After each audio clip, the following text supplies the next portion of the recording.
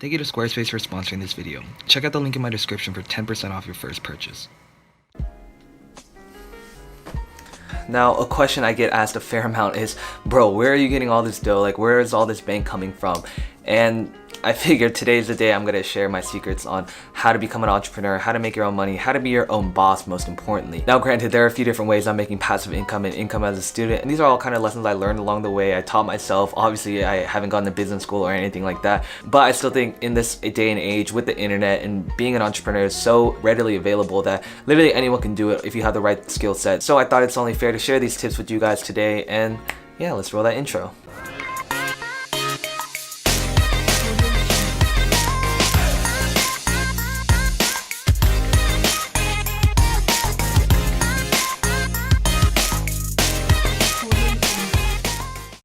Now, firstly, I think it's very important to define what an entrepreneur is, because with Instagram and YouTube and social media, everyone seems to call themselves an entrepreneur and have that title in their little Instagram bio, when in reality, like, being an entrepreneur is a lot more than that. It's a lot of hard work, it's hustle, it's how you turn a small idea into a massive income making business. And I think the biggest thing is turning your passion into profit. Obviously, this is the most fun and easiest way that you can start making some side income regardless of whatever your passion is. Now, a big thing I say on the channel is that everyone has something they're passionate about. Everyone has something they're talented about. Whether you found it or not, I truly believe that everyone was brought into this world because there's something unique about them and there's something that they can bring to the table. For me, obviously, you guys know I'm a photographer and filmmaker, and I was that before I was an entrepreneur, which was obviously a great background to turn something I was passionate about into something I could actually make money from. I still remember the first day that I was able to book a shoot for like $100 or $150. I was so hyped. I was like, oh my gosh, how am I making this much money for doing like a 2-hour shoot when my friends are working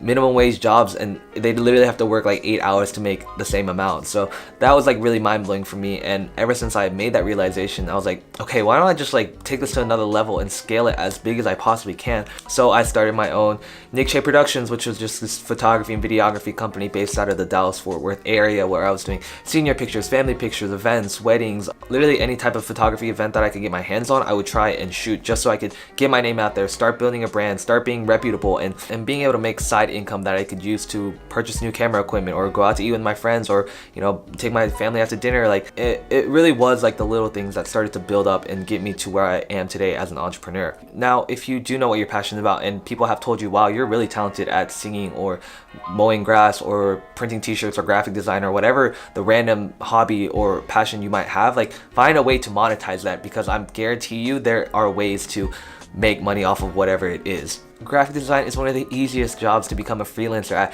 because dozens of companies are looking for graphic designers to make their logos. Like, even myself, I'm always looking for new graphic designers that I can count on. So if you are really passionate about graphic design or have some kind of interest, like, take that little bit of interest and find a way to scale that so you become an expert at it and become the best, so that you can monetize that and monopolize whatever industry you're trying to achieve. A big tip is to price low, test the waters, see what your clients are willing to pay, gauge your markets, and from there slowly start to raise your prices. And at this point, I'm able to charge rates because it's supply and demand. The supply of photographers in my area is very low and the demand for photographers is very high. It's basic economics. So, you know, being able to charge whatever price you want, like, keep it reasonable obviously, but being able to set your own prices is one of the coolest things about being an entrepreneur. Another huge thing is you get to be your own boss. You can work however many hours you want to work. If I wanted to book 5 gigs for a whole month, then I could do that, or I could just say, I want to take a break this month, I won't book anything. And that's totally fine because you're flexible, you make your own hours, and that's what being an entrepreneur is really about. Like, not having someone above you tell you that you have to work 9 to 5 in this office, in this cubicle, that doing a job you hate,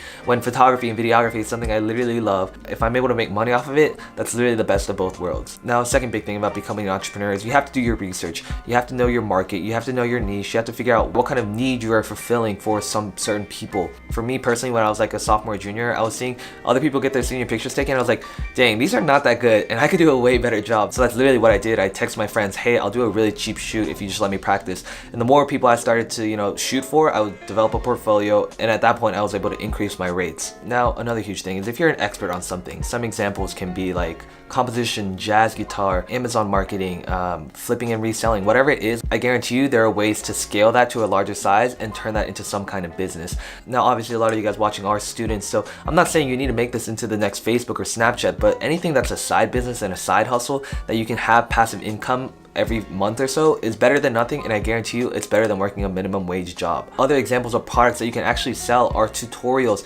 If you're kind of a genius on graphic design or Python coding or whatever it is, film videos of yourself like going through step by step on how to become an expert like you are, sell that online, and I promise you that there will be dozens of people that are interested in that and would need a product like that. Another example of one of my entrepreneurial projects was, I'm not saying that I'm an expert at college coaching or whatever, but I do know a fair amount since I've been through the whole college admission process and I got into Princeton and all these schools or whatever. That kind of gave me a reputable platform, and from there I was able to say, okay, let me just make this into an ebook. Like, that's super simple. All I have to do is take a few months, write out the whole book, publish it, and design it and sell it. Now, I'm not saying it was a super easy task. There were a lot of things that I had to figure out and overcome on how to really publish an ebook and design it so that it's aesthetic and appealing to as many customers as possible.